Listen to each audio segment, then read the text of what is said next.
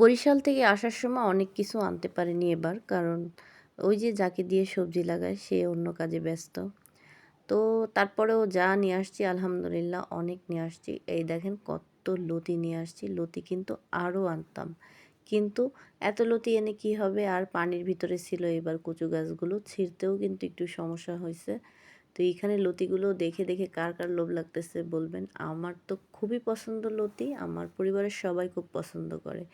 আসসালামু আলাইকুম, সবাইকে নাসরিন কিচেন অ্যান্ড ব্লগে নতুন একটা ভিডিওতে স্বাগতম। আমি বরিশাল থেকে কি নিয়ে আসলাম আজকের ভিডিওতে সেগুলোই শেয়ার করব।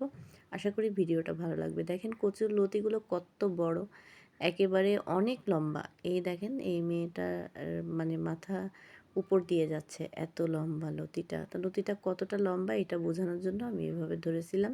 তো এখানে কচুরলতি নিয়ে আসছিলাম, এখানে কুমড়ো শাকগুলো একটু নষ্ট হয়ে গেছে সকালে। মানে কুমড়ো শাকগুলো এমনি যখন পারছিল এরকম একটু পাকা পাকা, মানে শেষের দিকের শাক আর কি। আর এখানে বিশাল বড় একটা পেঁপে নিয়ে আসছি। এখানে এই শাকগুলো যে কেন দিছে আমি জানি না, এগুলো আমার ভাসুরের ছেলে ছেড়ে দিয়েছিল, মানে ছিঁড়ে দিয়েছিল। এই শাকগুলো আমার দেখতেই ভালো লাগে, খেতে বেশি একটা ভালো লাগে না। আর এই পুরো বস্তার শাক আমি ফেলে দিয়েছিলাম, কারণ হলুদ হয়ে গেছিলো। আর এই আমার ভাসুরের যে বোম্বাই গাছ লাগাইছিল, বোম্বাই মরিচ গাছ, সেখান থেকে সে নিজে হাতে ছিঁড়ে দিয়েছিল। আমি তো ভীষণই পছন্দ করি।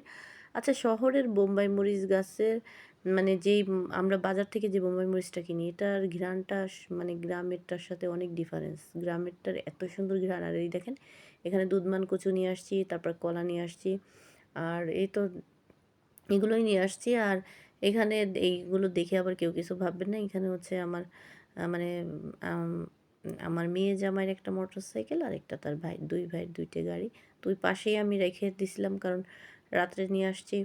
আমার বেয়াই তো অ্যাক্সিডেন্ট করছে, এই জন্য আর তাড়াহুড়ো করে কিছুই গুছানো নেই। আর এখানে কিন্তু অনেকগুলো দেশি মুরগির ডিম নিয়ে আসছি, দেশি মুরগির ডিম আর হাঁসের ডিমটা একটু বেশি ছিল, কারণ দেশি মুরগির ডিম বেশি পাইনি, যতটুকু যা পেরেছি তাই নিয়ে আসছি আলহামদুলিল্লাহ। আর এই দেখেন ডিমগুলো কিন্তু দেখতে খুবই সুন্দর।